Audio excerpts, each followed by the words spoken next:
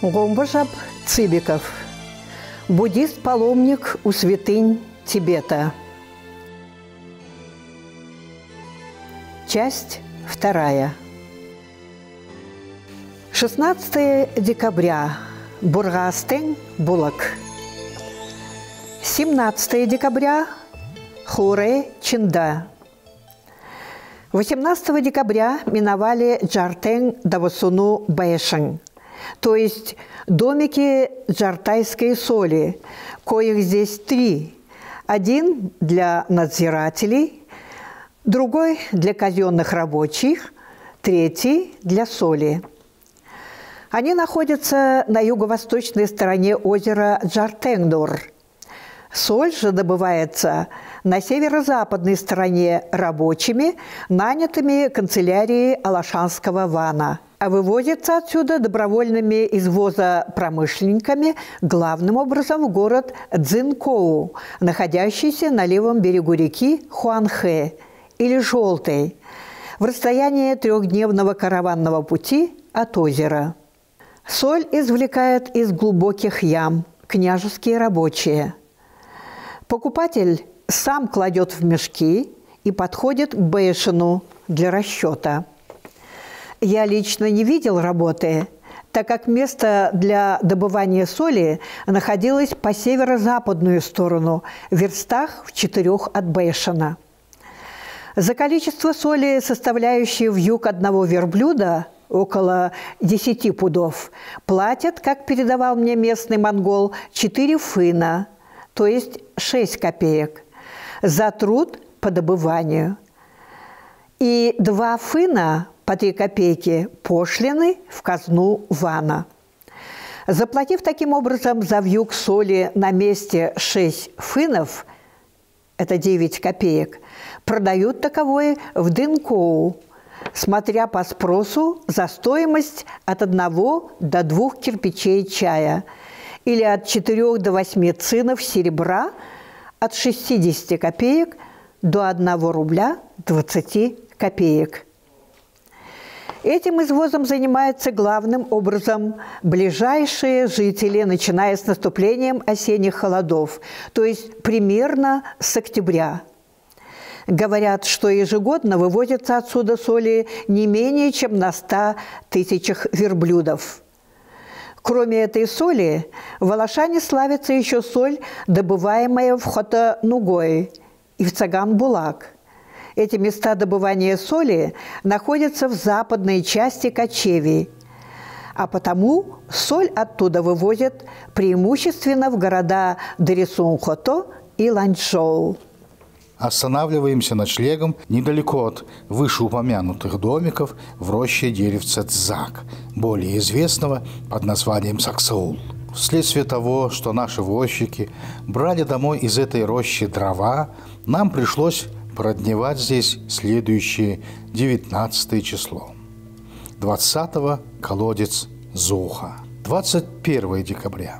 Прошли мимо колодца Шахарун-Хоток и пришли к стойбищу нашего возчика. Он жил в 2 войлочных юртах, одна из коих представляла как бы чистую половину. Здесь стоял жертвенный стол с бурханами, а другая служила постоянным жилищем хозяев с домочадцами. Местность эта называется Гунг-Ходок, глубокий колодец, или по-другому колодцу Сумын-Ходок, колодец храма. Тот и другой колодец отстоят от этого стойбища не ближе 4-5 верст. Здесь провели мы и 22 число. 23 декабря доставили нас в Ямунь Алашанского вана, где мы прожили до 1 января 1900 года, подыскивая себе новых подрядчиков до Гумбума, так как прежний был нанят только досюда. Город Дынь-Юньфу или Ван-Янфу назывался монголами Алашаня Ямунь или Ямуньхота, то есть Алашанской канцелярии или канцелярским городом. Он находился на берегу речки, стекающей с горы Богота, Алашанского хребта, и состоит из 2 частей – Кремля и Слободы. Кремль расположен на южной стороне невысокого холма и обнесен толстой кирпичной стеной, обычной у китайских городов, доходящей вышиной чуть ли не в 10 саженей. Двое ворот с юга и востока, оба с обшитыми железом воротами, ведут вовнутрь города, где помещаются дворец и канцелярия Вана, Цакченский дуган, театр, лавки и дома маньчжуров, китайцев и монголов. Непосредственно к югу от Кремля расположена слобода, превосходящая числом жителей и оживленной торговлей, первую часть города. Из достопримечательностей можно упомянуть только о Цакченском дугане монастыря Ямуня, в котором красиво соединены стили китайский и тибетский. Главную торговлю этот город ведет с городом Нинся-Фу, лежащим по другую сторону Алашанских гор, на левом берегу Хуанхэ, и называемым монголами Иргэхота. Караваны доходят до него в 4 дня. От Иргая в Ямунь доставляются главным образом рис, проса, ковры и китайский спирт в обмен на верблюжью и овечью шерсть, шкуры и соль. Иргай особенно славится выделкой ковров, большие заказы которых делают тангутские, монгольские и даже наши бурятские монастыри, специально для этого посылая сюда людей. Спрос на ковры для монастырей обусловливается тем, что в ламаитских храмах украшаются преимущественно коврами колонны и скамейки, на коих сидят монахи во время богослужения. Через этот город проходят дороги, соединяющие Южную и Северную Монголию с Амдо, а далее с Тибетом. Это выгодное для транзита положение, а также значительный вывоз из страны соли сделали большим подспорьем для хозяйства местных монголов извоз на верблюдах. Помимо провоза тибетских торговцев и монгольских богомольцев, из этого города в Ланчжоу и Гумбум с одной стороны и в Ургу и Пекин с другой, некоторые предприниматели вывозят в Ургу рис и проса. В Гумбум – кирпичный чай.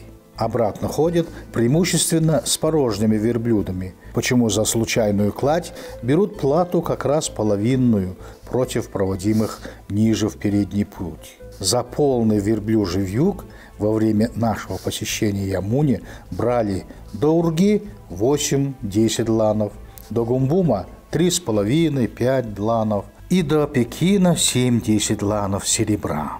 Колебания цен, конечно, зависят от размера спроса и предложения, пользоваться которыми алашанские монголы умеют всегда с отменным искусством. Вывозимый в Ургу рис покупают на месте по 5-8 цинов за четверть, сулга, 5 гинов, то есть китайских фунтов. В Урге дают от 15 до 22 гинов на лан серебра. Цыби к чаю, а в 39 кирпичей на месте покупают от 14 ланов 5 цинов до 15 ланов 5 цинов. И в Гумбуме продают за 18 ланов 5 цинов, то есть 20 ланов. Алашанские монголы принадлежат к большой группе алетов и составляют один хашун под управлением Хоша Цин Вана. Каковой титул впервые получил князь Лобсang Дорче в 1765 году. Он женился в 1750 году на царевне и получил звание багдыханского зятя. С тех пор до настоящего времени алашанские князья женятся на фиктивных, приемных дочерях Багдыхана, вследствие чего забыли уже простоту монголов и приняли дурные стороны китайской жизни. Они обнаруживают чрезвычайный деспотизм и изолированность от подданных, содержат роскошный по-своему двор со множеством слуг и актеров для домашнего театра, многочисленных чиновников и лиц свиты, живущих взяточничеством. Многие из князей предаются курению опиуму и вообще ведут разгульную жизнь. Такая жизнь правителей требует громадных расходов, к которым присоединяются еще ежегодные подарки в Пекин. Все эти расходы ложатся, конечно, тяжелым бременем на подданных, плательщиков, среди коих на каждом шагу слышится глухой ропот на разорение. Много семейств из северной части кочевий, отчаявшись в надежде на наступление лучших времен и боясь окончательного разорения, тайно откочевали в западную Халху и, может быть, еще дальше. Особенной расточительностью отличается нынешний князь. От одного местного монголова пришлось услышать, что недавно их князь Ван, нуждаясь в деньгах, продал европейцам 100 молодых женщин, за что его хотели вызвать в Пекин на суд. Предугадывая дурной исход для своего дела, он велел донести, что их Ван умер, и ходатайствовать о назначении в правители его старшего сына. Поверить в Пекине в мнимой смерти монгольского князя могли, конечно, только по внесению внушительного числа серебряных слитков чиновникам Ли Фань Юаня, то есть инородческого приказа. Конец второй части. Продолжение следует.